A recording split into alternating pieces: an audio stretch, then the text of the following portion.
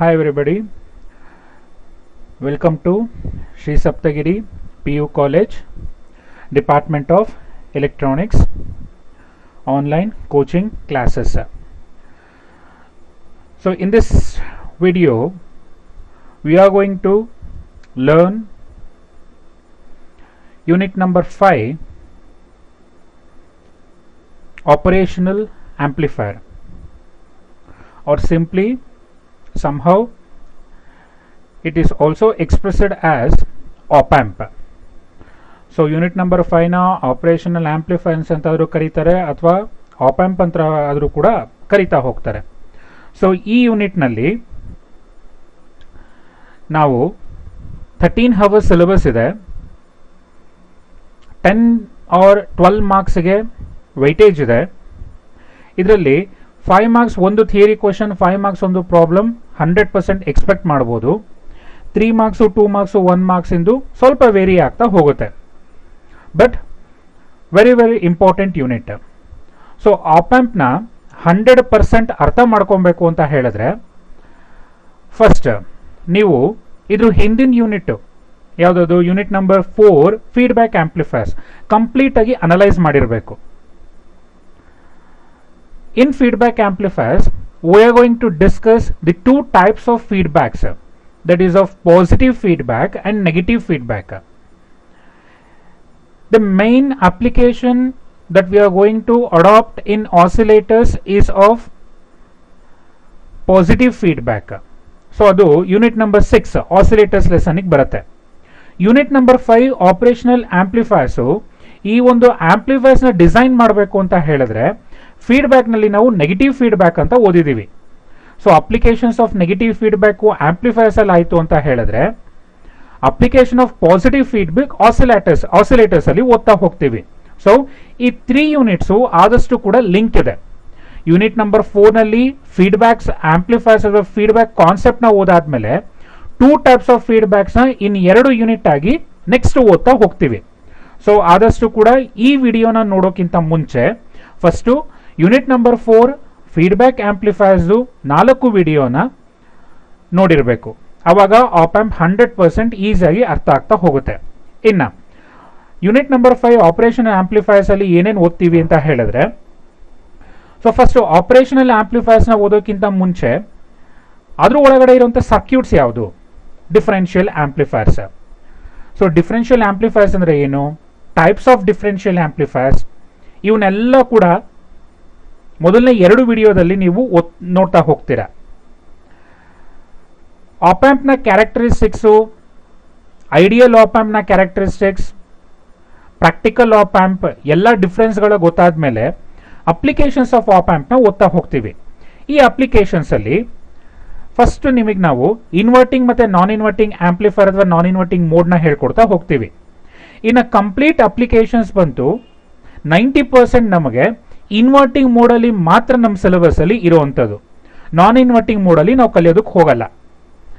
ಈ inverting mode ಅಲ್ಲಿ ಯಾವ ಅಪ್ಲಿಕೇಶನ್ಸ್ ನ ಓದ್ತೀವಿ ಅಂತ ಹೇಳಿದ್ರೆ adder, subtractor, integrator, differentiator, log and anti logarithmic amplifier ಇಷ್ಟು ಕೂಡ ಇನ್ವರ್ಟಿಂಗ್ ಆಪರೇಷನ್ ಅಲ್ಲೇ ಅಬ್ಸರ್ವ್ ಮಾಡ್ಕೊಂತ ಹೋಗ್ತೀವಿ ನಾವು. ಇನ್ನು all these applications along with the problems. So ಇಷ್ಟೆಲ್ಲ ಓದಾದ್ಮೇಲೆ ಫಸ್ಟ್ ಇಯರ್ ನಲ್ಲಿ ನೀವು ಫಿಲ್ಟರ್ಸ್ ಬಗ್ಗೆ ಸ್ವಲ್ಪ ಇಂಟ್ರೊಡಕ್ಟರಿ ಪಾರ್ಟ್ ನ ನೋಡಿರ್ತೀರಾ. ಸೊ ಅದು ಪ್ಯಾಸಿವ್ ಫಿಲ್ಟರ್ಸ್ ಆಗಿರುತ್ತೆ. ಬಟ್ ಈ ಯೂನಿಟ್ ಅಲ್ಲಿ ನಾವು ಆಕ್ಟಿವ್ ಫಿಲ್ಟರ್ಸ್ ನ ಓದ್ತಾ ಹೋಗ್ತೀವಿ. Only 2 types, that is of high pass and low pass. Filters ನ ಓದಾದ್ಮೇಲೆ analog to digital converters and digital to analog converters. So ಎರಡಲ್ಲೂ ಕೂಡ 2 ಟೈಪ್ಸ್ ಆಫ್ ಕನ್ವರ್ಟರ್ಸ್ ನ ನೋಡ್ತಾ ಹೋಗ್ತೀವಿ. ಸೊ ಲಾಸ್ಟ್ಗೆ ಕಂಪರೇಟರ್ಸ್ ಆದ್ಮೇಲೆ 2 applications of the comparators, that is a Schmitt trigger and zero crossing detector ನ ನೋಡ್ತೀವಿ. ಇಷ್ಟೆಲ್ಲ ಓದಾದ್ಮೇಲೆ non sinusoidal wave form generator ಬಂದು triple four timer, most important. Might for examination ಅಥವಾ ರಿಯಲ್ ಲೈಫ್ ಅಪ್ಲಿಕೇಶನ್ಸ್ ಅಲ್ಲಿ ನಾವು ತುಂಬಾ ತ್ರಿಬಲ್ ಫಾರ್ ಟೈಮರ್ ನ ಯೂಸ್ ಮಾಡ್ಕೊಂತ ಹೋಗ್ತೀವಿ. ಸೊ ಫಸ್ಟ್ ಇಯರ್ ನಲ್ಲಿ ನಾವು ಎಸ್ಟೇಬಲ್ ಮತ್ತೆ ಮೋನೋಸ್ಟೇಬಲ್ ನ ಅಪ್ಲಿಕೇಶನ್ಸ್ ನ ನೋಡ್ತಾ ಹೋಗಿದ್ದೀವಿ. ಈ ವರ್ಷ ತ್ರಿಬಲ್ ಫಾರ್ ಟೈಮರ್ ನ ವರ್ಕಿಂಗ್, ಅದ್ರ ಜೊತೆಗೆ ಬೈಸ್ಟೇಬಲ್ ಮಲ್ಟಿವೈಬ್ರೇಟರ್ನು ಕೂಡ ನೋಡ್ತಾ ಹೋಗ್ತೀವಿ. ಈ ಕಂಪ್ಲೀಟ್ ಇಷ್ಟು ಯೂನಿಟ್ ನಿಮಗೆ 13 ಅವರ್ ಸಿಲೆಬಸ್ ಇರುತ್ತೆ. 10 to 12 ಮಾರ್ಕ್ಸ್ ವೇರಿಯೇಷನ್ಸ್ ಇರುತ್ತೆ ಕ್ವಶನ್ ಪೇಪರ್ನಲ್ಲಿ. ಸೊ ಇನ್ನು ಮುಂದಕ್ಕೆ ಆಪ್ ಆಂಪ್ ಬಗ್ಗೆ ಡೀಟೇಲ್ ಸ್ಟಡಿ ಮಾಡ್ತಾ ಹೋಗೋಣ. First, operational amplifier, or you can also call it as simply op amp. The term operational amplifier or op amp was first used by John R. Ragazzini in 1947. So ಈ operational amplifier ನ simple ಆಗಿ ಒಂದು definition ಕೂಡ ಇದೆ, ಅದನ್ನ 1 ಮಾರ್ಕಿಗೆ ನಿಮಗೆ ಕೇಳ್ತಾನೆ. ಏನದು? Operational amplifier is basically a differential amplifier. ಏನ್ ಮಾಡುತ್ತೆ ಇದು ಕೆಲಸ ಅಂತ ಹೇಳಿದ್ರೆ, ಆಂಪ್ಲಿಫೈ ಮಾಡುತ್ತೆ. ಏನ್ ಆಂಪ್ಲಿಫೈ ಮಾಡುತ್ತೆ? ಡಿಫರೆನ್ಷಿಯಲ್ ವೋಲ್ಟೇಜಸ್ ನ ಇನ್ಪುಟ್ ವೋಲ್ಟೇಜಸ್ ನ ಆಂಪ್ಲಿಫೈ ಮಾಡ್ತಾ ಹೋಗುತ್ತೆ ಅದು. ಸೊ ಸಿಂಪಲ್ ಡೆಫಿನೇಷನ್ ಹೇಳೋದಾಯ್ತು ಅಂತ ಹೇಳಿದ್ರೆ ನಾವು, operational amplifier is basically a differential amplifier, that is it amplifies differential voltage present in between the input terminals, and it is a direct coupled high gain differential amplifier and high input impedance and low input impedance, which performs the operation such as addition, subtraction, differentiation, integration and multiplication also. So ಇದು 1 ಮಾರ್ಕಿಗೆ definition ಇಷ್ಟು ಕೂಡ ಬರಿತಾ ಹೋಗಬೇಕು. ಈಗ ಸ್ವಲ್ಪ detail study ಅದ್ರ ಬಗ್ಗೆ ನೋಡ್ತಾ ಹೋಗೋಣ. ಡೆಫಿನೇಷನ್ ಸ್ವಲ್ಪ ಅರ್ಥ ಮಾಡ್ಕೊಂತ ಹೋಗ್ಬೇಕೀಗ. ಈಗ ಆಪರೇಷನ್ ಅಂತ ಹೇಳಿದ್ರೆ ಅಲ್ಲಿ ಏನೇನು ಆಪರೇಷನ್ ಈ ಆಂಪ್ಲಿಫೈರ್ ಪರ್ಫಾರ್ಮ್ ಮಾಡುತ್ತೆ ಇಲ್ಲಿ? ಈ ಒಂದು ಆಪ್ ಆಂಪ್ ಅಥವಾ ಆಪರೇಷನಲ್ ಆಂಪ್ಲಿಫೈರ್ ಅಡಿಷನ್ ಅನ್ನೋ ಆಪರೇಷನ್ ಪರ್ಫಾರ್ಮ್ ಮಾಡುತ್ತೆ, ಸಬ್ಟ್ರಾಕ್ಷನ್, ಡಿಫರೆನ್ಸಿಯೇಷನ್, ಇಂಟಿಗ್ರೇಷನ್, ಮಲ್ಟಿಪ್ಲಿಕೇಶನ್ ಪ್ರತಿಯೊಂದನ್ನು ಕೂಡ ಈ ಒಂದು ಆಪ್ ಆಂಪು ಪರ್ಫಾರ್ಮ್ ಮಾಡ್ತಾ ಹೋಗೋದ್ರಿಂದ ಇದಕ್ಕೆ ಹೆಸರು ಆಪರೇಷನಲ್ ಆಂಪ್ಲಿಫೈರ್ ಅಂತ ಕೂಡ ಕರಿತಾ ಹೋಗ್ತೀವಿ. ಸೊ ಈಗ ಡೆಫಿನೇಷನ್ ಬಂದ್ವಿ ಅಂತ ಹೇಳಿದ್ರೆ, op amp is basically differential amplifier. ಅದೊಂದು ಡಿಫರೆನ್ಷಿಯಲ್ ಆಂಪ್ಲಿಫೈರ್. ನಿಮಗೆ ಡೌಟ್ ಬರ್ಬೋದು, ಏನದು ಡಿಫರೆನ್ಷಿಯಲ್ ಆಂಪ್ಲಿಫೈರ್ ಅಂತ ಹೇಳಿದ್ರೆ, ಅದೆಲ್ಲ ಮುಂದಿನ ಸ್ಲೈಡ್ಸ್ ಅಲ್ಲಿ ನೋಡ್ತಾ ಹೋಗೋಣ. ಇಟ್ ಆಂಪ್ಲಿಫೈಸ್, ಏನ್ ಆಂಪ್ಲಿಫೈ ಮಾಡಬೇಕು? ಡಿಫರೆನ್ಷಿಯಲ್ ವೋಲ್ಟೇಜ್ ಎಲ್ಲಿರುತ್ತೆ ಅದು?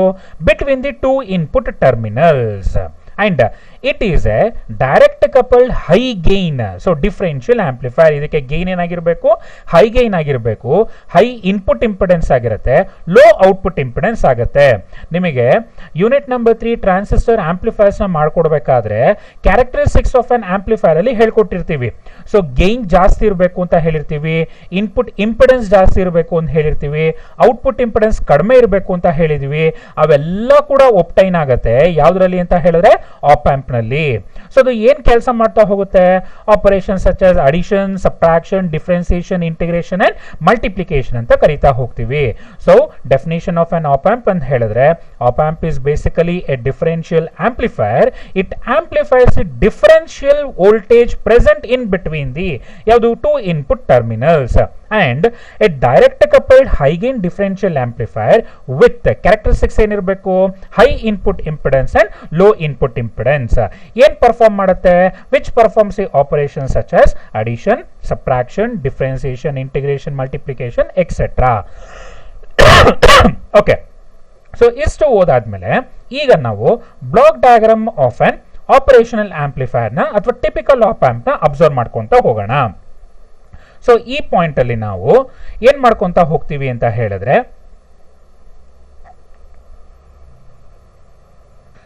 So definition of op amp ನ ನೋಡಿದ ತಕ್ಷಣ ನೆಕ್ಸ್ಟ್ ಏನ್ ಅಬ್ಸರ್ವ್ ಮಾಡ್ತೀವಿ ಅಂತ ಹೇಳಿದ್ರೆ, block diagram of an typical op amp. So ಅಂದ್ರೆ ಆಪ್ ಆಂಪ್ ಸರ್ಕ್ಯೂಟ್ ನ ಒಳಗಡೆ ಅಥವಾ ಆಪ್ ಆಂಪ್ ಐಸಿ ತಗೊಂಡ್ವಿ ಅಂತ ಹೇಳಿದ್ರೆ ಅದ್ರ ಒಳಗಡೆ ಏನೇನು ಸರ್ಕ್ಯೂಟ್ಸ್ ಇರುತ್ತೆ ಒಂದು ಬ್ಲಾಕ್ ಡಯಾಗ್ರಾಮ್ ರೀತಿ ತೋರಿಸ್ತಾ ಹೋಗ್ತೀವಿ. ಅಬ್ಸರ್ವ್ ಮಾಡಿ. The op amp is basically a differential amplifier that it amplifies the differential voltage present between the input terminals. Already definition ಅಲ್ಲಿ ಹೇಳ್ಕೊಟ್ಟೆ ಅದನ್ನ. ಸೊ ಈಗ ಇಲ್ಲಿ ಮೈನ್ ಅಬ್ಸರ್ವ್ ಮಾಡಬೇಕಾರೋದು ಏನು ಅಂತ ಹೇಳಿದ್ರೆ, so this block diagram consist of totally 4 stages. First stage ಅಲ್ಲಿ input stage ಅಂತ ಕರೀತಾ ಹೋಗ್ತೀವಿ, ಸೆಕೆಂಡ್ ಸ್ಟೇಜ್ ನ ಇಂಟರ್ಮೀಡಿಯೇಟರಿ ಸ್ಟೇಜ್ ಅಂತ ತಗೊಂತೀವಿ, ಥರ್ಡ್ ಸ್ಟೇಜ್ ನ ಲೆವೆಲ್ ಶಿಫ್ಟಿಂಗ್ ಸರ್ಕ್ಯೂಟ್ ಅಂತ ಕರೀತಾ ಹೋಗ್ತೀವಿ, ಫೋರ್ತ್ ಸ್ಟೇಜ್ ನ ಔಟ್ಪುಟ್ ಸ್ಟೇಜ್ ಅಂತ ಕರೀತಾ ಹೋಗ್ತೀವಿ. ಇನ್ ಡೀಟೈಲ್ಡ್ ಆಗಿ 4 ಸ್ಟೇಜಸ್ ಬಗ್ಗೆ ಕಲಿತಾ ಹೋಗೋಣ. ಈಗ ಫಸ್ಟ್ ಸ್ಟೇಜ್ ಅಲ್ಲಿ observe ಮಾಡ್ಕೊಂಡಂಗೆ input stage consists of which circuit? It is of a dual input balanced output differential amplifier. First ನೆನಪಿಟ್ಕೊಂತ ಹೋಗಬೇಕು. First stage of a typical op amp consists of a dual input balanced output differential amplifier, and it consists of how many inputs? Two inputs. ಯಾವ್ದು? Inverting and non inverting inputs. So ಒಂದು input stage ಇದೆ, ಆ input stage ಒಳಗಿರುವಂತ circuit ಯಾವ್ದಾಗಿರುತ್ತೆ ನನಗೆ? Dual input balanced output differential amplifier, and it consist of how many inputs? Two inputs, that is of inverting input and non inverting input. And ಈ ಒಂದು stage ಏನ್ decide ಮಾಡುತ್ತೆ ಅಂತ ಹೇಳಿದ್ರೆ ಇನ್ಪುಟ್ ರೆಸಿಸ್ಟೆನ್ಸ್ ಎಷ್ಟಿರಬೇಕು ಅಂತ ಡಿಸೈಡ್ ಮಾಡ್ಕೊಂತ ಹೋಗುತ್ತೆ. ನಮಗೆ ಗೊತ್ತಿದೆ ಆಲ್ರೆಡಿ ಎಷ್ಟಿರಬೇಕು ಅಂತ ಹೇಳಿದೀವಿ, ಹೈ ಇನ್ಪುಟ್ ಇಂಪಿಡೆನ್ಸ್ ಅಂತ ಹೇಳಿದೀವಿ. ಸೊ ಈ ಒಂದು ಇಂಪಿಡೆನ್ಸ್ ಫಸ್ಟ್ ಸ್ಟೇಜ್ ನ ಕೆಲಸ ಏನು? 3 ಪಾಯಿಂಟ್ಸ್ ಬರಿತಾ ಹೋಗ್ಬೇಕು. Input stage consist of dual input balanced output differential amplifier circuit, and it consist of how many terminals? 2 terminals, non-inverting terminal and inverting terminal, and it will decide the ಏನು decide ಮಾಡ್ಕೊಂತ ಹೋಗುತ್ತೆ? Input resistance value RI ನ decide ಮಾಡ್ಕೊಂತ ಹೋಗುತ್ತೆ ಅಲ್ಲಿ. So ನಿಮಗೆ inverting and non inverting ಅಂತ ಹೇಳಿದ್ರೆ ಏನು ಅಂತ ಹೇಳ್ಕೊಟ್ಟಿದೀವಿ ಅಲ್ವಾ ಅಲ್ಲಿ. ಸೊ ಇನ್ವರ್ಟಿಂಗ್ ಅಂತ ಹೇಳಿದ್ರೆ ಇನ್ಪುಟ್ ಮತ್ತೆ ಔಟ್ಪುಟ್ ಮಧ್ಯೆ ಎಷ್ಟು ಡಿಗ್ರಿ ಫೇಸ್ ಶಿಫ್ಟ್ ಇರಬೇಕು? 180 ಡಿಗ್ರಿ ಫೇಸ್ ಶಿಫ್ಟ್ ಇರಬೇಕು. ನಾನ್ ಇನ್ವರ್ಟಿಂಗ್ ಅಂತ ಹೇಳಿದ್ರೆ ಇನ್ಪುಟ್ ಮತ್ತೆ ಔಟ್ಪುಟ್ ಮಧ್ಯೆ ಎಷ್ಟು ಡಿಗ್ರಿ ಫೇಸ್ ಶಿಫ್ಟ್ ಇರಬೇಕು? 0 ಡಿಗ್ರಿ ಫೇಸ್ ಶಿಫ್ಟ್ ಇರ್ತಾ ಹೋಗ್ಬೇಕು. ಅವಾಗ ನಾನು ನಾನ್ ಇನ್ವರ್ಟಿಂಗ್ ಅಂತ ಕರಿತಾ ಹೋಗ್ತೀವಿ. ಈಗ ಸೆಕೆಂಡ್ ಸ್ಟೇಜಿಗೆ ಬರೋಣ. ಸೆಕೆಂಡ್ ಸ್ಟೇಜ್ ಅಲ್ಲಿ ಏನಿದೆ ಅಲ್ಲಿ? ಇಂಟರ್ಮೀಡಿಯೇಟ್ ಸ್ಟೇಜ್ ಅಂತ ಕರಿತಾ ಹೋಗ್ತೀವಿ. ಈ ಒಂದು ಇಂಟರ್ಮೀಡಿಯೇಟ್ ಸ್ಟೇಜ್ ಅಲ್ಲಿ ಯಾವ ಸರ್ಕ್ಯೂಟ್ ಇದೆ? Dual input unbalanced output differential amplifier circuit ಇದೆ. ಒಂದು ಕ್ವಶನ್ ಬರ್ಬೋದು, ಏನಿದು ಇಷ್ಟು ದೊಡ್ಡ ಒಂದು ಆಂಪ್ಲಿಫೈರ್ ನ ಹೆಸರು ಹೇಳ್ತಾವ್ರೆ, ನಾವು ಓದೇ ಇಲ್ಲ ಅಂತ. 100% ವಿತ್ ಇನ್ ಒಂದು 10 ಮಿನಿಟ್ಸ್ ಅಲ್ಲಿ ಈ ಏನು ಆಂಪ್ಲಿಫೈರ್ ಗಳು ರೆಪ್ರೆಸೆಂಟ್ ಮಾಡಿದಾವೆ ಅದ್ರ ಬಗ್ಗೆ ಎಲ್ಲ ಕೂಡ ಓದ್ತಾ ಹೋಗ್ತೀರಾ. ಸೊ ಅದಕ್ಕಿಂತ ಮುಂಚೆ ಯಾವ ಸರ್ಕ್ಯೂಟ್ಸ್ ನ ಎಲ್ಲೆಲ್ಲಿ ಯೂಸ್ ಮಾಡಿದೀವಿ ಅಂತ ಅಬ್ಸರ್ವ್ ಮಾಡ್ಕೊಂತ ಬನ್ನಿ ಈಗ. ಸೊ ಇಂಟರ್ಮೀಡಿಯೇಟ್ ಸ್ಟೇಜ್ ಅಲ್ಲಿ ಯೂಸ್ ಮಾಡಿರುವಂತಹ ಸರ್ಕ್ಯೂಟ್ ಯಾವ್ದಾಗಿರುತ್ತೆ ನನಗಲ್ಲಿ? Dual input unbalanced output differential amplifier, and it driven by the output of the input stage. So ಅಂದ್ರೆ ಇದಕ್ಕೆ ಇನ್ಪುಟ್ ಯಾವ್ದಾಗಿರುತ್ತೆ ನನಗೆ? Output of the second stage ಆಗಿರುತ್ತೆ. ಈ ಪಾಯಿಂಟ್ ಅಲ್ಲಿ ಇನ್ನೊಂದೇನು ಅಂತ ಹೇಳಿದ್ರೆ ಅಲ್ಲಿ ಕಪ್ಲಿಂಗ್ ಅಂತ ಒಂದು ಡಿವೈಸ್ ಬರುತ್ತೆ. ನೆನಪಿಸ್ಕೊಳ್ಳಿ, ಕಪ್ಲಿಂಗ್ ಡಿವೈಸಸ್ ನ ನಾವು ಯೂನಿಟ್ ನಂಬರ್ 3 ಟ್ರಾನ್ಸಿಸ್ಟರ್ ಆಂಪ್ಲಿಫೈರ್ಸ್ ನಲ್ಲಿ ಕೂಡ ಹೇಳ್ಕೊಡ್ತಾ ಹೋಗಿದೀವಿ. ಏನದು ಕಪ್ಲಿಂಗ್ ಡಿವೈಸಸ್ ಅಂತ ಹೇಳಿದ್ರೆ ಈಗ ಈ ಪಾಯಿಂಟ್ ಅಂದ್ರೆ output of the first stage is connected to the input of the second stage ಅಂತ ಕರಿತೀವಿ. ಸೊ ಅಲ್ಲಿ ಒಂದು ಯೂಸ್ ಮಾಡುವಂತ ಒಂದು ಡಿವೈಸ್ ನ we will call that one as a coupling device ಅಂತ ಕರಿತಾ ಹೋಗ್ಬೇಕು. So coupling device is a device which has the output input ಯಾವ್ದಾಗಿರುತ್ತೆ ನನಗೆ? Output of the first stage, and ಇದ್ರ ಔಟ್ಪುಟ್ ಎಲ್ಲಿ ಕನೆಕ್ಟ್ ಮಾಡ್ಕೊಂತೀವಿ? ಇಂಟರ್ಮೀಡಿಯೇಟ್ ಸ್ಟೇಜ್ ಕನೆಕ್ಟ್ ಮಾಡ್ಕೊಂತ ಹೋಗ್ತೀವಿ. ಆ ತರ ಒಂದು ಡಿವೈಸ್ ಅಂತ ಕರಿಬೇಕು ನಾನು? ಕಪ್ಲಿಂಗ್ ಡಿವೈಸಸ್ ಅಂತ ಕರಿತಾ ಹೋಗ್ಬೇಕು. So coupling devices is used ಏನಕ್ಕೆ ಯೂಸ್ ಮಾಡ್ತಾ ಹೋಗ್ತೀವಿ ಅಲ್ಲಿ? To connect the output of the first stage to input of the second stage ಗೆ ಕನೆಕ್ಟ್ ಮಾಡ್ಲಿಕ್ಕೆ ಕಪ್ಲಿಂಗ್ ಡಿವೈಸಸ್ ನ ಯೂಸ್ ಮಾಡ್ತೀವಿ. ಬಟ್ ನಾವು ಆದ್ರೆ ಇಲ್ಲಿ ಯಾವುದೇ ರೀತಿ ಕಪ್ಲಿಂಗ್ ಡಿವೈಸಸ್ ಕೂಡ ಯೂಸ್ ಮಾಡಿಲ್ಲ. ಡೈರೆಕ್ಟ್ ಆಗಿ ಇನ್ಪುಟ್ ಸ್ಟೇಜ್ ಇಂದ ಎಲ್ಲಿ ಕನೆಕ್ಟ್ ಮಾಡ್ಕೊಂಡಿದೀವಿ? ಇಂಟರ್ಮೀಡಿಯೇಟ್ ಸ್ಟೇಜ್ ಕನೆಕ್ಟ್ ಮಾಡ್ಕೊಂತ ಹೋಗಿದೀವಿ. ಸೊ ಈ ಒಂದು ಪ್ರಾಬ್ಲಮ್ ಅಲ್ಲಿ ಡಿಸಿ ಲೆವೆಲ್ ವೋಲ್ಟೇಜ್ ನ 0 ಕರ್ಕೊಂಡ್ ಬರ್ಲಿಕ್ಕೆ ನೆಕ್ಸ್ಟ್ ಯಾವ ಸರ್ಕ್ಯೂಟ್ ನ ಉಪಯೋಗಿಸ್ತೀವಿ ನಾವು? ಲೆವೆಲ್ ಶಿಫ್ಟಿಂಗ್ ಸರ್ಕ್ಯೂಟ್ ನ ಉಪಯೋಗಿಸ್ಕೊಂತ ಹೋಗ್ತೀವಿ. ಸೊ ಥರ್ಡ್ ಪಾಯಿಂಟ್ ಬಂದ್ರೆ ಥರ್ಡ್ ಸ್ಟೇಜ್ ಬಂದು level shifting circuit. This level shifting circuit consist of ಯಾವ್ದಾಗಿರುತ್ತೆ ನನಗಲ್ಲಿ?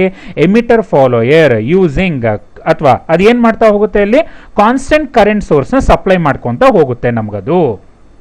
ಈಗ ಅಬ್ಸರ್ವ್ ಮಾಡ್ಕೊಳ್ಳಿ, ಥರ್ಡ್ ಸ್ಟೇಜ್ ಯಾವ್ದಾಗಿರುತ್ತೆ ನನಗೆ? Level shifting circuit. ಆ ಲೆವೆಲ್ ಶಿಫ್ಟಿಂಗ್ ಸರ್ಕ್ಯೂಟ್ ಒಳಗಡೆ ಇರುವಂತ ಸರ್ಕ್ಯೂಟ್ ಯಾವುದು? ಎಮಿಟರ್ ಫಾಲೋಯರ್ ಏನ್ ಮಾಡ್ತಾ ಹೋಗುತ್ತೆ? ಕಾನ್ಸ್ಟೆಂಟ್ ಕರೆಂಟ್ ಸೋರ್ಸ್ ಆಗಿ ವರ್ಕ್ ಮಾಡ್ತಾ ಹೋಗುತ್ತೆ ಅಲ್ಲಿ. ಯಾಕಂದ್ರೆ ಏನ್ ಮಾಡುತ್ತೆ ಈ ಕೆಲಸ ಅಲ್ಲಿ? ಡಿಸಿ ಲೆವೆಲ್ ನ ಎಲ್ಲಿಗೆ ತಗೊಂಡ್ಬರುತ್ತೆ ಅಲ್ಲಿ? 0 ವೋಲ್ಟ್ಸ್ ಗೆ ತಗೊಂಡ್ಬರುತ್ತೆ ಈ ಒಂದು ಪಾರ್ಟ್ ನಮಗೆ. ಯಾವುದು? Third stage. So fourth stage ಅಲ್ಲಿ ಬಂದು ಯಾವ್ದಾಗಿರುತ್ತೆ? Output stage. ಈ ಔಟ್ಪುಟ್ ಸ್ಟೇಜ್ ಒಳಗಿರುವಂತ ಸರ್ಕ್ಯೂಟ್ ಯಾವುದು? Complementary symmetry push pull amplifier. ಈ ಒಂದು ಸ್ಟೇಜ್ ಡಿಸೈಡ್ ಮಾಡುತ್ತೆ ಎಷ್ಟು ಔಟ್ಪುಟ್ ಇಂಪಿಡೆನ್ಸ್ ಇರಬೇಕು ಅಂತ. ಇನ್ಪುಟ್ ಇಂಪಿಡೆನ್ಸ್ ಎಷ್ಟಿರಬೇಕು ಅಂತ ಡಿಸೈಡ್ ಮಾಡೋದು ಇನ್ಪುಟ್ ಸ್ಟೇಜ್ ಆಯಿತು ಅಂತ ಹೇಳಿದ್ರೆ, ಔಟ್ಪುಟ್ ಇಂಪಿಡೆನ್ಸ್ ನ ಮೆಜರ್ ಅಥವಾ ಎಷ್ಟಿರಬೇಕು ಅಂತ ಹೇಳೋ ಯಾವ ಸ್ಟೇಜ್ ಆಗಿರುತ್ತೆ, ಔಟ್ಪುಟ್ ಸ್ಟೇಜ್ ಆಗಿರುತ್ತೆ ನಮಗೆ. therefore block diagram of a typical op amp consists of how many stages? Totally 4 stages. ಯಾವುದಾದ್ರು 4 stages ಅಂತ ಹೇಳಿದ್ರೆ, it is of input stage, where input stage ಇರುವಂತ consists of a which circuit?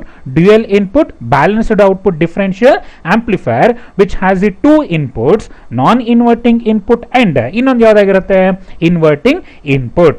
and it will decide the ಏನು decide ಮಾಡ್ತಾ ಹೋಗುತ್ತೆ, ಎಷ್ಟು input impedance ಇರಬೇಕು ಅಂತ ಡಿಸೈಡ್ ಮಾಡ್ಕೊಂತ ಹೋಗುತ್ತೆ. it will decides the value of the input resistance Ri.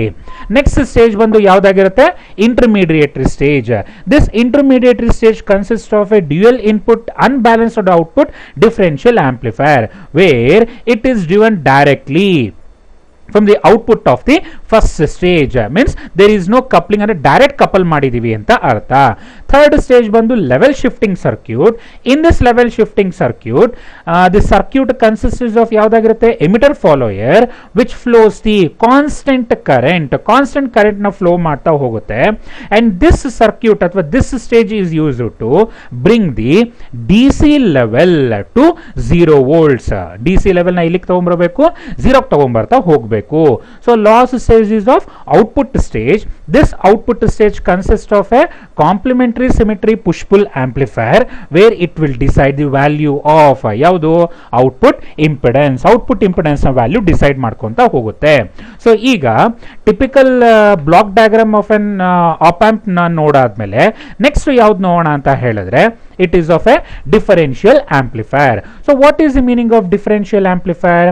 the differential amplifier is a circuit which amplifies the difference between two input signal and it is the basic building block of an op amp. ಈಗ previously typical block diagram ನಲ್ಲಿ observe ಮಾಡಬೇಕಾದ್ರೆ first and second stage ಅಲ್ಲೂ ಸಹಿತ ಎರಡರಲ್ಲೂ ಕೂಡ ಅಲ್ಲಿ ನಾವು differential amplifier ನ ಯೂಸ್ ಮಾಡಿದ್ವಿ. ಅದಕ್ಕೋಸ್ಕರ ಇದನ್ನ basic building block of an op amp ಅಂತ ಕರಿಬಹುದು. ಸೊ 1 ಮಾರ್ಕಿಗೆ ಡೆಫಿನಿಷನ್ ಕೇಳ್ತಾನೆ, what is a differential amplifier? So differential amplifier is a circuit which ಏನ್ ಮಾಡ್ತಾ ಹೋಗುತ್ತೆ, ಅದು amplifies the difference between two input signal ನ ಆಂಪ್ಲಿಫೈ ಮಾಡ್ತಾ ಹೋಗುತ್ತೆ ಅಂತ ಅರ್ಥ. ಈಗ ಈ ಡಿಫರೆನ್ಷಿಯಲ್ ಆಂಪ್ಲಿಫೈರ್ ನ ತಗೊಂಡ್ವಿ ಅಂತ ಹೇಳಿದ್ರೆ, ಎರಡು ಇನ್ಪುಟ್ ಸಿಗ್ನಲ್ ಇರಬೇಕು ಅಂತ ಗೊತ್ತಾಯ್ತಲ್ವಾ ಈಗ ನಮ್ಗಲ್ಲಿ. ಸೊ ಎರಡು ಇನ್ಪುಟ್ ಸಿಗ್ನಲ್ ಇರಬೇಕು ಅಂತ ಹೇಳಿದ್ರೆ ಎರಡು ಆಂಪ್ಲಿಫೈರ್ ನ ಫಸ್ಟ್ ಬಳಸ್ಕೊಂತ ಹೋಗೋಣ. ಆ ಎರಡು ಆಂಪ್ಲಿಫೈರ್ಸ್ ನ ಬಳಸ್ಕೊಂಡು ಡಿಫರೆನ್ಷಿಯಲ್ ಆಂಪ್ಲಿಫೈರ್ ಆಗಿ ಹೆಂಗ್ ಕನ್ವರ್ಟ್ ಮಾಡ್ತೀವಿ ಅಂತ ಅಬ್ಸರ್ವ್ ಮಾಡೋಣ. ಫಸ್ಟ್ ನಾವು 3 ಕಾನ್ಫಿಗರೇಷನ್ಸ್ ನೋಡಿದೀವಿ. ಒಂದು CE configuration, CB configuration, CC configuration. ಈ 3 ಕಾನ್ಫಿಗರೇಷನ್ ಅಲ್ಲಿ ಗ್ರೇಟರ್ ದ್ಯಾನ್ 1 ವೋಲ್ಟೇಜ್ ಗೈನ್ ಆಗಿರ್ಬೋದು, ಕರೆಂಟ್ ಗೈನ್ ಆಗಿರ್ಬೋದು ಬರುವಂತ ಏಕೈಕ ಒಂದೇ ಒಂದು ಕಾನ್ಫಿಗರೇಷನ್ ಅಂತ ಹೇಳಿದ್ರೆ it is of only CE configuration. So voltage gain ಆಗಲಿ ಕರೆಂಟ್ ಗೈನ್ ಆಗಲಿ ಗ್ರೇಟರ್ ದ್ಯಾನ್ 1 ಇರೋದ್ರಿಂದ ನಾವು ಸಿಇ ಕಾನ್ಫಿಗರೇಷನ್ ಹೆಚ್ಚಿಗೆ ಉಪಯೋಗಿಸ್ಕೊಂತ ಹೋಗ್ತೀವಿ. ಇಲ್ಲೂ ಕೂಡ ಈಗ let us consider a CE configuration where it has the resistors RC1 as a collector resistor, RE as emitter resistor, RS1 as base resistor, and input voltage V1, and a transistor has a value of beta. Transistor Q1 has a value of specific beta. So emitter na ground ಮಾಡಿದೀವಿ, ಹಂಗೆ collector ಗೆ ಯಾವ connection ಕೊಟ್ಟಿದೀವಿ, plus VCC connection ನ ಕೊಟ್ಕೊಂಡಿದೀವಿ. ಈಗ ಒಂದು signal ಏನೋ ಸಿಕ್ತು ನಮ್ಗೀಗ. ನಮ್ಗೆ ಅದೇ ರೀತಿ ಈಗ ಇನ್ನೊಂದು ಸಿಗ್ನಲ್ ಬೇಕು ಅಲ್ವಾ, ಅಲ್ಲಿ ಇನ್ನೊಂದು ಸಿಗ್ನಲ್ ಬೇಕು ಅಂತ ಹೇಳಿದ್ರೆ ಇದೇ ತರ ಏನ್ ಮಾಡ್ಬೇಕು, ಈಗ ನಾನು ಇನ್ನೊಂದು ಆಂಪ್ಲಿಫೈರ್ ನ ಕನ್ಸಿಡರ್ ಮಾಡ್ಕೊಂತ ಹೋಗ್ಬೇಕು. Observe ಮಾಡಿ, consider another CE amplifier which has the same resistance value and same beta value of a transistor. So Q1 ಗೆ beta ಎಷ್ಟಿತ್ತು, Q2 ಕೂಡ ಏನಾಗಬೇಕು ಅಷ್ಟೇ beta value ಇರಬೇಕು. ಸೇಮ್ ರೆಸಿಸ್ಟೆನ್ಸ್ RE ಕೂಡ ಇರಬೇಕು. ಸೇಮ್ ರೆಸಿಸ್ಟೆನ್ಸ್ RC1 ಅಲ್ಲಿ ಎಷ್ಟು ಉಪಯೋಗಿಸಿದ್ರು RC2 ಕೂಡ ಅಷ್ಟೇ ಇರಬೇಕು. ಬೇಸ್ ರೆಸಿಸ್ಟರ್ RS1 ಅಲ್ಲಿ ಎಷ್ಟು ಉಪಯೋಗಿಸಿದ್ರು ಅಷ್ಟೇ ಬೇಸ್ ರೆಸಿಸ್ಟೆನ್ಸ್ ಇಲ್ಲೂ ಕೂಡ ಉಪಯೋಗಿಸಬೇಕು. ಯಾವ್ದದು RS2. ಅಲ್ಲಿ V1 ಅನ್ನೋ ವೋಲ್ಟೇಜ್ ಅಪ್ಲೈ ಮಾಡಿದ್ರಿ, ಇಲ್ಲಿ ಏನ್ ಅಪ್ಲೈ ಮಾಡ್ಕೊಂತ ಇದ್ದೀರಾ, V2 ಅನ್ನೋ ವೋಲ್ಟೇಜ್ ನ ಅಪ್ಲೈ ಮಾಡ್ಕೊಂತಿದ್ದೀರಾ. ಈಗ ಇವ್ ಎರಡಕ್ಕೂ ಕಾಮನ್ ಆಗಿ ಯಾವ್ದು ತಗೊಬಹುದು ಅಂತ ಹೇಳಿದ್ರೆ ಪ್ಲಸ್ VCC ನ ಕಾಮನ್ ಆಗಿ ಮಾಡ್ಕೊಂತ ಹೋಗ್ಬೋದು. ಅಬ್ಸರ್ವ್ ಮಾಡಿ ನೆಕ್ಸ್ಟ್ ಡಯಾಗ್ರಾಮ್ ನಲ್ಲಿ. ಸೊ ನೆಕ್ಸ್ಟ್ ಡಯಾಗ್ರಾಮಿಗೆ ಬಂದ್ವಿ ಅಂತ ಹೇಳಿದ್ರೆ ಈಗ ಸೊ ಈ ಪಾರ್ಟ್ ಮಾತ್ರ ತಗೊಂಡ್ವಿ ಅಂತ ಹೇಳಿದ್ರೆ ಯಾವ್ದಾಗಿರುತ್ತೆ, ನಾವು ಫಸ್ಟ್ ಕನ್ಸಿಡರ್ ಮಾಡಿದಂತ ಸರ್ಕ್ಯೂಟ್. ಈ ಪಾರ್ಟ್ ಮಾತ್ರ ಯಾವ್ದಾಗಿರುತ್ತೆ, ಸೆಕೆಂಡ್ ಕನ್ಸಿಡರ್ ಮಾಡಿದ ಸರ್ಕ್ಯೂಟ್. ಅವೆರಡನ್ನೂ ಕೂಡ ಕ್ಲಬ್ ಮಾಡಿದಾಗ ಬರುವಂತ ಒಂದು ಆಂಪ್ಲಿಫೈರ್ ನ ಅಥವಾ ಒಂದು ಸರ್ಕ್ಯೂಟ್ ನ we will call that one as A differential amplifier. So ಈ ಒಂದು ಡಿಫರೆನ್ಷಿಯಲ್ ಆಂಪ್ಲಿಫೈರ್ ನಲ್ಲಿ ನಾವು ಇನ್ಪುಟ್ ವೋಲ್ಟೇಜಸ್ ಆಫ್ ಯಾವ್ದು ತಗೊಂತೀವಿ, V1, and input voltages of ಇನ್ನೊಂದು ಯಾವ್ದು ತಗೊಂತೀವಿ, V2. Output of the first transistor is represented by, let us take that is of VO1 ಅಂತ ಕರಿತಾ ಹೋಗೋಣ. ಹಂಗೆ output of the second amplifier ನ ಏನಂತ ತಗೊಂತೀನಿ ಅಂತ ಹೇಳಿದ್ರೆ let us consider it is of VO2 ಅಂತ ತಗೊಂತಾ ಹೋಗ್ತೀನಿ. ಹಂಗೆ where differential amplifier is a circuit which amplifies the difference between the two input signals. ಅಂದ್ರೆ V0 which has to B ಏನಾಗಬೇಕು ನನಗೆ, ಪ್ರಪೋರ್ಷನಲ್ ಟು ಏನಾಗುತ್ತೆ ಅಂತ ಹೇಳಿದ್ರೆ difference between the two input signals. ಯಾವ್ದು, V1 ಡಿಫರೆನ್ಸ್ ಏನಂತ ಹಾಕೊಂತೀವಿ ಅಂತ ಹೇಳಿದ್ರೆ V2 ಅಂತ ಹಾಕೊಂತ ಹೋಗ್ತೀವಿ, ನೆನಪಲ್ಲಿ ಇಟ್ಕೊಳ್ಳಿ. ಸೊ ಈ ಒಂದು ಪ್ಯಾಟರ್ನ್ ನಲ್ಲಿ ನಾವು ಡಿಫರೆನ್ಷಿಯಲ್ ಆಂಪ್ಲಿಫೈರ್ ನ ಔಟ್ಪುಟ್ ಎಕ್ಸ್ಟ್ರಾಕ್ಟ್ ಮಾಡ್ಕೊಂತ ಹೋಗ್ಬೇಕು.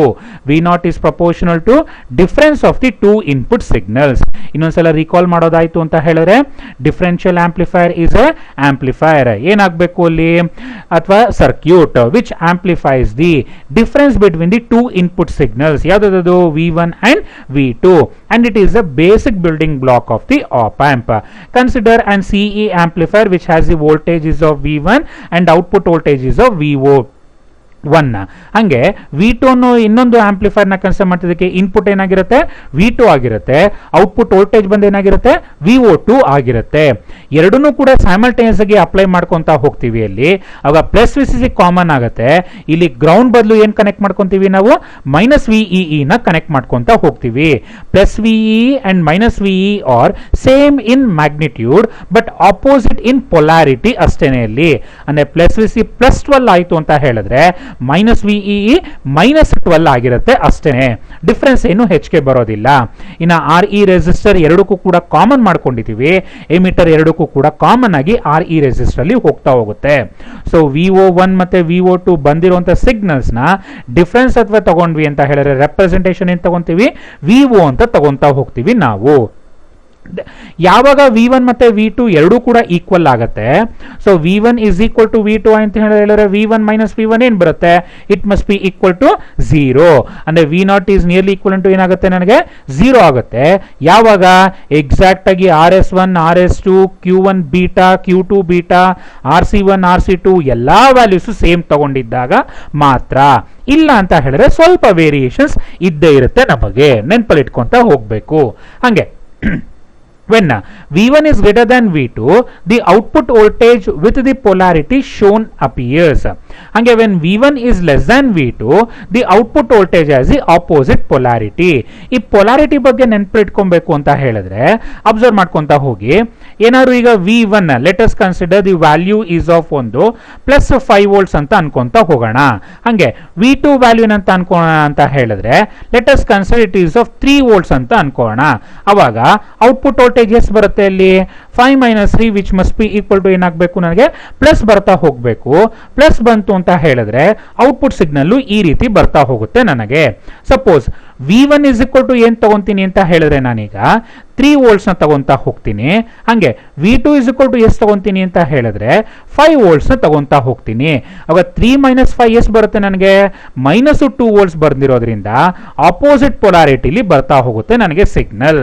ಸೊ V1 ಮತ್ತೆ V2 ನ ಡಿಪೆಂಡ್ ಆಗಿ ನನಗೆ V0 ಅನ್ನೋ ಸಿಗ್ನಲ್ ಎಷ್ಟು ಬರುತ್ತೆ ಅಂತ ಡಿಸೈಡ್ ಆಗ್ತಾ ಹೋಗುತ್ತೆ. ನೆನ್ಪಿಟ್ಕೊಂತ ಹೋಗ್ಬೇಕು ಇದನ್ನ. ಸೊ ನೆಕ್ಸ್ಟ್ ಫ್ಯಾಕ್ಟರ್ ಏನ್ ನೋಡೋಣ ಅಂತ ಹೇಳಿದ್ರೆ it is of a types of differential amplifiers. So types of differential amplifiers ನಲ್ಲಿ ಫಸ್ಟ್ ನಾವು ನೋಡ್ಬೇಕಾಗಿರೋದು ಈ ಒಂದು ಪ್ಯಾಟರ್ನ್ ನೆನ್ಪಿಟ್ಕೊಂತ ಹೋಗಿ. ಏನು, 2 ಇನ್ಪುಟ್ ವೋಲ್ಟೇಜಸ್ ಯಾವ್ದು, V1 and V2. 2 output voltages ಯಾವ್ದು, VO1 ಅಂಡ್ VO2. ಈ 4 ಮೇಲೆ ನಾವು different types of differential amplifiers decide ಮಾಡ್ಕೊಂತ ಹೋಗ್ತಾ ಇದೀವಿ. ಹೆಂಗೆ, ಫಸ್ಟ್ ಫ್ಯಾಕ್ಟರ್ ಅಂದ್ರೆ 4 types of differential amplifiers configuration ಅಲ್ಲಿ ಫಸ್ಟ್ ಒನ್ ಏನಾಗುತ್ತೆ ಅಂತ ಹೇಳಿದ್ರೆ it is of dual input balanced output differential amplifier. ಏನಿದು ಡ್ಯೂಯಲ್ ಇನ್ಪುಟ್ ಬ್ಯಾಲೆನ್ಸ್ಡ್ ಔಟ್ಪುಟ್ ಅಂತ ಹೇಳಿದ್ರೆ ಈಗ ಇಲ್ಲಿ ಅಬ್ಸರ್ವ್ ಮಾಡ್ಕೊಳ್ಳಿ, ನಾನು ಎಷ್ಟು ಇನ್ಪುಟ್ಸ್ ನ ಅಪ್ಲೈ ಮಾಡಿದ್ದೀನಿ, ಒಂದು V1 ಅಂತ ಇದೆ, ಇನ್ನೊಂದು ಏನಾಗಿದೆ ಅಂತ ಹೇಳಿದ್ರೆ V2 ಅಂತ ಇದೆ. ಡ್ಯೂಯಲ್ ಇನ್ಪುಟ್ ಎರಡು ಇನ್ಪುಟ್ ನ ಹಾಕಿದ್ದೀನಿ. ಹಂಗೆ ಬ್ಯಾಲೆನ್ಸ್ಡ್ ಔಟ್ಪುಟ್ ಅಂತ ಹೇಳಿದ್ರೆ ಎರಡೂ ಕಡೆಯಿಂದನೂ ಔಟ್ಪುಟ್ ಏನ್ ಮಾಡ್ತಾ ಇದ್ದೀನಿ, ನಾನು ಎಕ್ಸ್ಟ್ರಾಕ್ಟ್ ಮಾಡ್ತಾ ಇದ್ದೀನಿ. ಅದಕ್ಕೋಸ್ಕರ ಅಂತ ಆಗ್ಬೇಕು, ಅದು ಬ್ಯಾಲೆನ್ಸ್ಡ್ ಔಟ್ಪುಟ್ ಡಿಫರೆನ್ಷಿಯಲ್ ಆಂಪ್ಲಿಫೈರ್ ಆಗಬೇಕು. ಎರಡು ಇನ್ಪುಟ್ ನ ಅಪ್ಲೈ ಮಾಡಿದ್ರೆ ಡ್ಯೂಯಲ್ ಇನ್ಪುಟ್, ಎರಡು ಔಟ್ಪುಟ್ ನ ತಗೊಂಡ್ರೆ ಬ್ಯಾಲೆನ್ಸ್ಡ್ ಔಟ್ಪುಟ್ ಅಂತ ಕರಿತಾ ಹೋಗ್ತೀವಿ. So dual input balanced output differential amplifier. Next one second type ಬಂದು ಡ್ಯೂಯಲ್ ಇನ್ಪುಟ್ ಅನ್ಬ್ಯಾಲೆನ್ಸ್ಡ್ ಔಟ್ಪುಟ್. ಈಗ ಹೆಸರು ಹೇಳ್ದಂಗೆನೆ ಡ್ಯೂಯಲ್ ಇನ್ಪುಟ್ ಅಂದ್ರೆ ಹೇಳಿದ ತಕ್ಷಣ ಏನಾಗಬೇಕು ನನಗೆ, it is of how many inputs, there are 2 inputs. ಯಾವ್ದು V1 and V2. Unbalanced output ಅಂತ ಹೇಳಿದ್ರೆ ಎರಡರಲ್ಲಿ ಯಾವ್ದನ ಒಂದು ಕಡೆಯಿಂದ ಮಾತ್ರ ಏನಾಗಬೇಕು, ನನಗೆ ಔಟ್ಪುಟ್ ನ ಎಕ್ಸ್ಟ್ರಾಕ್ಟ್ ಮಾಡ್ಕೊಂತ ಹೋಗ್ಬೇಕು. ಎರಡಲ್ಲೂ ನಾನು ಏನಾದ್ರು ಮೆಜರ್ಮೆಂಟ್ ಮಾಡಿದೆ ಅಂತ ಹೇಳಿದ್ರೆ ಅಲ್ಲಿ ಅವಾಗ ಏನಾಗುತ್ತೆ, ಅಲ್ಲಿ ಬ್ಯಾಲೆನ್ಸ್ಡ್ ಔಟ್ಪುಟ್ ಆಗುತ್ತೆ. ಎರಡು ಔಟ್ಪುಟ್ ಅಲ್ಲ, VO1 ಆದ್ರೂ ತಗೊಳ್ಳಿ ಅಥವಾ VO2 ಆದ್ರೂ ತಗೊಳ್ಳಿ. ಈಗ ಸದ್ಯಕ್ಕೆ ನಾನಿಲ್ಲಿ ಯಾವ್ದು ತಗೊಂಡಿದ್ದೀನಿ ಅಂತ ಹೇಳಿದ್ರೆ it is a VO2 output ಅಂತ ಕನ್ಸಿಡರ್ ಮಾಡ್ತಿರೋದ್ರಿಂದ dual input unbalanced output differential amplifier ಆಗಿರುತ್ತೆ. ನೆಕ್ಸ್ಟ್ ಟೈಪ್ ಅಲ್ಲಿ ಬಂದು ನೀವೇ ಊಹೆ ಮಾಡಬಹುದು, ಇಲ್ಲಿ ಔಟ್ಪುಟ್ ನ ಒಂದ್ಸಲ ಬ್ಯಾಲೆನ್ಸ್ ಮಾಡಿದೆ, ಇನ್ನೊಂದ್ಸಲ ಅನ್ಬ್ಯಾಲೆನ್ಸ್ ಮಾಡಿದೆ. ಬಟ್ ಎರಡೂ ಕಡೆನೂ ಏನ್ ಕಾನ್ಸ್ಟೆಂಟ್ ಹಾಕೊಂಡಿದ್ದೀನಿ, ಡ್ಯೂಯಲ್ ಇನ್ಪುಟ್ ಹಾಕೊಂಡಿದ್ದೀನಿ. ಈಗ ಏನ್ ಮಾಡೋಣ ಅಂತ ಹೇಳಿದ್ರೆ ಸಿಂಗಲ್ ಇನ್ಪುಟ್ ಅಪ್ಲೈ ಮಾಡ್ಕೊಂತ ಹೋಗೋಣ. So either V1 or V2. ಸದ್ಯಕ್ಕೆ ನಾನಿಲ್ಲಿ ಯಾವ್ದು ಅಪ್ಲೈ ಮಾಡಿದ್ದೀನಿ, V1 ಅಪ್ಲೈ ಮಾಡ್ಕೊಂತ ಹೋಗಿದ್ದೀನಿ. ಸೊ V1 ಅಪ್ಲೈ ಮಾಡೋದ್ರಿಂದ it is of only single input, other input has to be grounded. ಅಂದ್ರೆ ಅಪ್ಲೈ ಮಾಡಬಾರ್ದು ಅಂತ ಹೇಳಿದ್ರೆ ಗ್ರೌಂಡ್ ಮಾಡಬೇಕು ಅಂತ ಅರ್ಥ ಅಲ್ಲಿ. So single input balanced output ಅಲ್ಲಿ, ಬ್ಯಾಲೆನ್ಸ್ ಔಟ್ಪುಟ್ ಅಂತ ಹೇಳಿದ್ರೆ ಎರಡೂ ಕಡೆಯಿಂದನೂ ಔಟ್ಪುಟ್ ನ ತಗೊಂತ ಹೋಗ್ಬೇಕು. ಅವಾಗ ಏನಾಗುತ್ತೆ, ಅದು ನಂಗೆ ಸಿಂಗಲ್ ಇನ್ಪುಟ್ ಬ್ಯಾಲೆನ್ಸ್ಡ್ ಔಟ್ಪುಟ್ ಅಂತ ಕರೀತಾ ಹೋಗ್ತಿಬೇಕು. Last one single input unbalanced output differential amplifier. ಏನಾಗುತ್ತೆ ಇಲ್ಲಿ, ಸಿಂಗಲ್ ಇನ್ಪುಟ್ ಅಂತ ಹೇಳಿದ್ರೆ ಐದರ್ V1 ಆರ್ V2 ಎರಡಲ್ಲಿ ಒಂದನ್ನ ಅಪ್ಲೈ ಮಾಡ್ಕೊಂತ ಹೋಗ್ತೀರಾ. ಅನ್ಬ್ಯಾಲೆನ್ಸ್ಡ್ ಔಟ್ಪುಟ್ ಅಂತ ಹೇಳಿದ್ರೆ ಐದರ್ VO1 ಆರ್ VO2.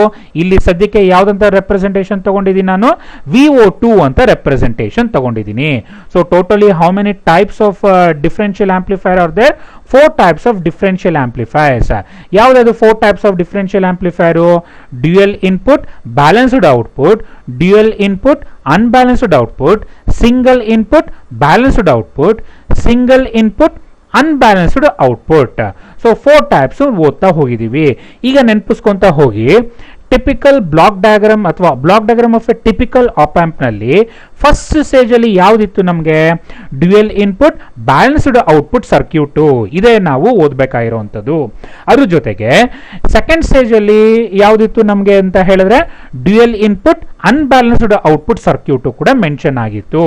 ಸೊ ಈಗ ಅಲ್ಲಿ ಬಂದಿರೋ ಡೌಟು ಇಲ್ಲಿ ಸ್ವಲ್ಪ ಕ್ಲಾರಿಫೈ ಆಗ್ತಾ ಹೋಗಿರುತ್ತೆ.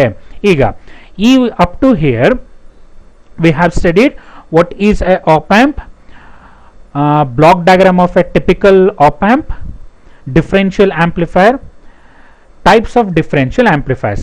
ಇಷ್ಟರಲ್ಲಿ ನಿಮಗೆ ಏನೇನು ಕ್ವಶನ್ಸ್ ಬರ್ಬೋದು ಅಂತ ಹೇಳಿದ್ರೆ 1 ಮಾರ್ಕಿಗೆ what is an op amp ಅಂತ ಕೇಳ್ಬೋದು, ಅಥವಾ what is a differential amplifier ಅಂತ ಕೇಳ್ಬೋದು. ಇನ್ನು 3 ಮಾರ್ಕ್ಸಿಗೆ explain the block diagram of typical op amp ಅಂತ ಕೇಳ್ಬೋದು, ಅಥವಾ 3 ಮಾರ್ಕ್ಸ್ಗೆ write the circuit diagram of 4 types of differential amplifier configurations ಅಂತ ಕೇಳ್ಬೋದು. ಸೊ ಒಂದೊಂದು ಯಾವ್ದನ್ನ ಕನ್ಸಿಡರ್ ಮಾಡಿದ್ರು ಸಹಿತ ಯಾವ್ದನ್ ಬೇಕನ್ನ ಅವರು ಇಂಡಿವಿಜುವಲ್ ಕೇಳ್ಬೋದು, ಎರಡೆರಡಾದ್ರೂ ಕೇಳ್ಬೋದು, ಅಥವಾ ಮೂರಾದ್ರೂ ಕೇಳ್ಬೋದು. ಯಾವ್ದನ್ ಕೇಳ್ತಾರೋ ಅದನ್ನ ಆನ್ಸರ್ ಮಾಡ್ಕೊಂತ ಹೋಗಿ. ಸೊ ಈಷ್ಟು ವಿಡಿಯೋನಲ್ಲಿ ಟೋಟಲ್ ಆಗಿ ನಿಮಗೆ 4 ಕ್ವಶನ್ಸ್ ಡಿಸ್ಕಸ್ ಮಾಡ್ತಾ ಹೋಗಿದೀವಿ ನಾವು. ಅಂಡ್ ನೆಕ್ಸ್ಟ್ ವಿಡಿಯೋನಲ್ಲಿ ನಾವು ಡಿಫರೆನ್ಷಿಯಲ್ ಆಂಪ್ಲಿಫೈರ್ಸ್ ನ ಸ್ವಲ್ಪ ಅಪ್ಲಿಕೇಶನ್ಸ್ ಆಗಿರ್ಬೋದು, ಕ್ಯಾರೆಕ್ಟರಿಸ್ಟಿಕ್ಸ್ ಆಗಿರ್ಬೋದು, very very important things next ವಿಡಿಯೋದಲ್ಲಿ ನೋಡ್ತಾ ಹೋಗೋಣ. Thank you.